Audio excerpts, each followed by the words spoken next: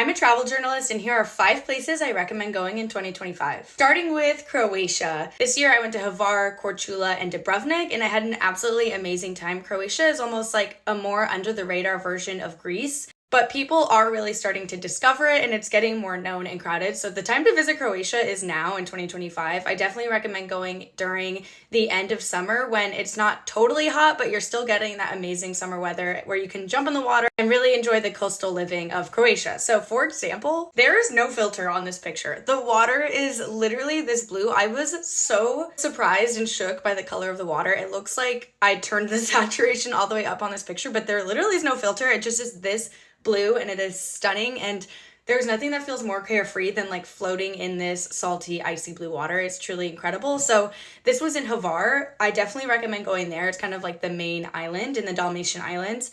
Korčula was also amazing, but there are different ones like Split and other little islands that you can visit. But Hvar definitely was my favorite stop of the trip, and I am dying to go back. I definitely recommend going to Croatia in general and the islands in 2025. Pick number 2, I actually haven't been yet, but I do have a trip planned to this destination in 2025, and that is Maui, Hawaii. I've been to 3 of the other islands, and this is my last kind of big island to visit within the main like Hawaiian islands that people go to. And obviously Maui had the devastating fires, but they are really trying to rebuild their tourism and bring people back to the island to just like rebuild their economy and everything. So Maui is definitely a destination that would be worth visiting in 2025, not only for the beautiful scenery and the national parks and all of the amazing things to do in Hawaii, but to help contribute to that economy and sort of bring tourism back to the island.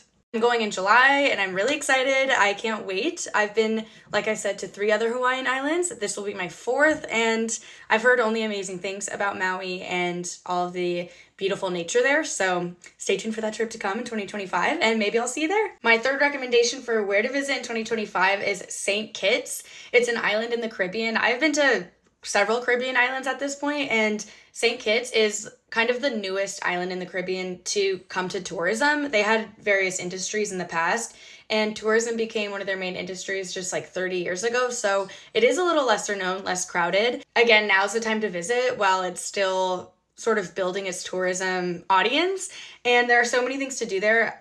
It was completely stunning, and as you can see here, it's kind of a mix of jungle and beach. So there is lots to explore and lots to do. I really recommend this for a honeymoon destination actually, because there is a lot of space to just lounge and enjoy the nice Caribbean waves and scenery, but there's also some interesting things to do like rum tasting. Rum is a huge industry here in St. Kitts, and there's a ton of history. So there are kind of things for everyone with different interests to do on the island. And something that's really cool about St. Kitts is that it borders the Caribbean Ocean and the Atlantic Ocean. So in this photo, you can see on the right side is the Caribbean and on the left is the Atlantic, which is just kind of cool. So depending on where you are on the island, you might be on a beach to different oceans, but it's still considered a part of the Caribbean. And it definitely is represented that way with the weather. It is humid, but sunny and beautiful. So definitely recommend St. Kitts. Overall, it is a really cool experience. It was my first trip of 2024, and I loved it, and I would definitely go back.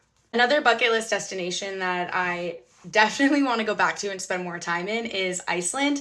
It is truly otherworldly, whether you go in the summer and you get like a taste of all these black sand beaches and just the rocky landscapes and waterfalls. It is stunning. Or if you go in the winter and do more of the ice caves and things like that, it offers an opportunity to see the Northern Lights, which is truly like an amazing life experience. I was able to see them on my last night there, and it was so fun and so beautiful. Iceland itself is kind of expensive because they have a higher cost of living and just like general higher salaries in Iceland. So everything there is going to be a little bit more expensive, like food and things. And of course they have to import a lot because they're on like a really cold, icy island. The good news is that there are really affordable flights there, part of the European Union, which I didn't even realize until I was going to visit, but you can tend to find really good deals on flights to Iceland. So just keep an eye out for those. Like you can find them as cheap as like $300 to $500 during different sales of the year. So getting there can be pretty affordable compared to different destinations in Europe. Something that's cool about Iceland also is that you can kind of park and camp anywhere if you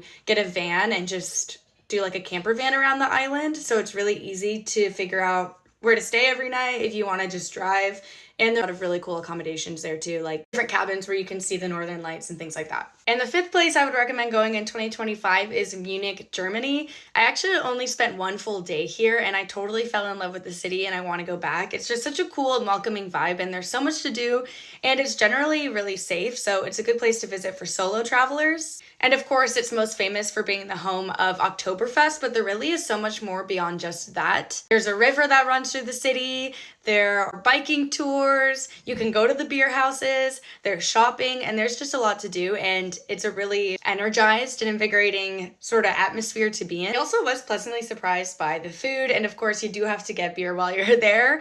But overall, Munich was such a fun city and definitely a place to put on your 2025 bucket list. Comment below where you're going in 2025. Let me know if you have any travel questions and follow for more travel tips.